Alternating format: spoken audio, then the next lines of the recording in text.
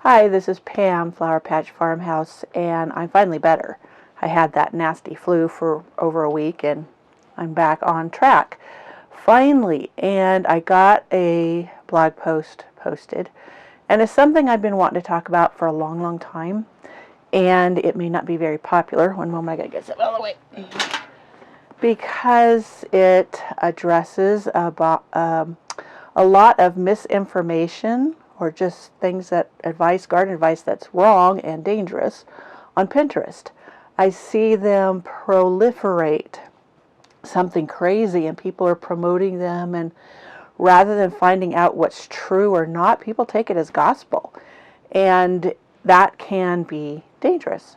So a few of the things I addressed in my article was, first of all, Epsom salt. I had done an article previously on Epsom salt, and I included it in this post because it is something that proliferates across Pinterest widely. People really adhere to it or really want to believe that it works. Now, most gardens do not need added Epsom salt. Some who have very, very sandy soil, it can benefit, but the majority of gardens, what you're really doing is overusing, and therefore it builds up and can become a pollutant. So Epsom salt is one of them I address, and I also link the research that's been done. So this is just not my word or whatever, some offhand opinion. This is something that's been researched. So let's see, what else do I have in here? Vinegar in the garden. Why not? Vinegar has been touted as many things, a fungicide, a herbicide, or anyways, and it's acted as if it's completely safe across the board, and it's not the case. So go ahead and go read that about vinegar, and then when they add salt, oh, that really gets me. People use salt with it as an herbicide and not realizing, salt is very toxic in the soil. It kills so many organisms, and, it doesn't just disappear. It doesn't dilute. It doesn't go, not dilute.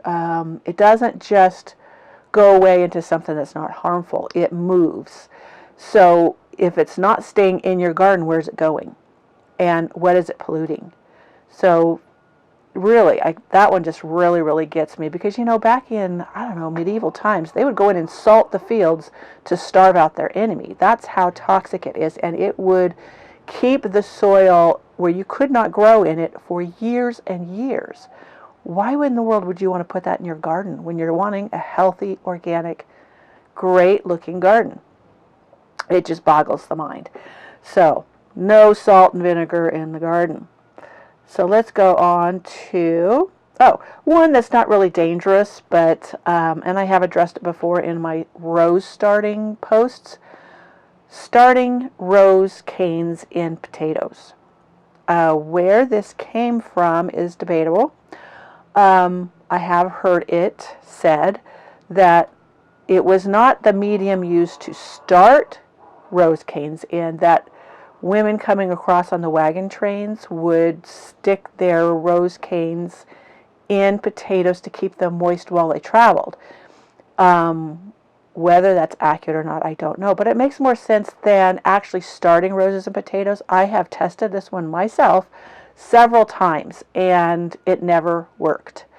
In fact, I would start my rose cuttings the same way I always do, in medium soil and what have you, and I would stick some in potatoes and I've tried potatoes in the ground, I've tried potatoes in pots, I've tried all kinds of ways. The canes in the potatoes never rooted.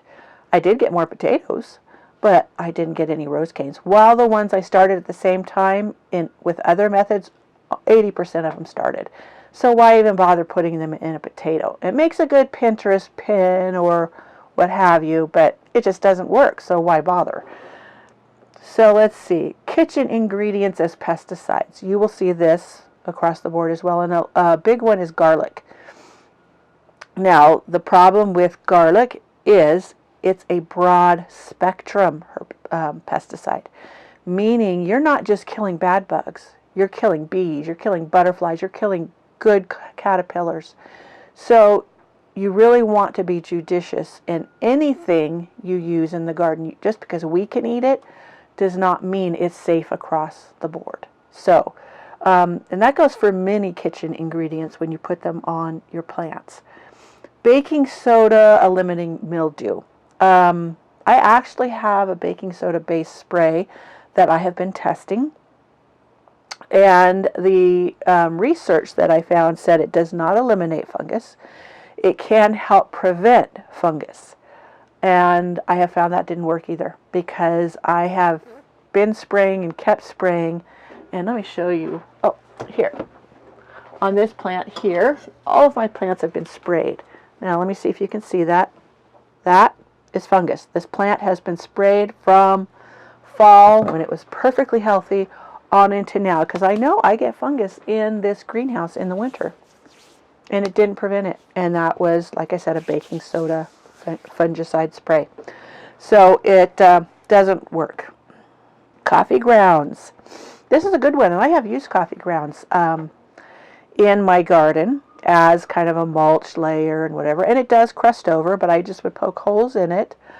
But some people say the worms won't come there, and it has been shown to interfere with some soil microbes or what have you.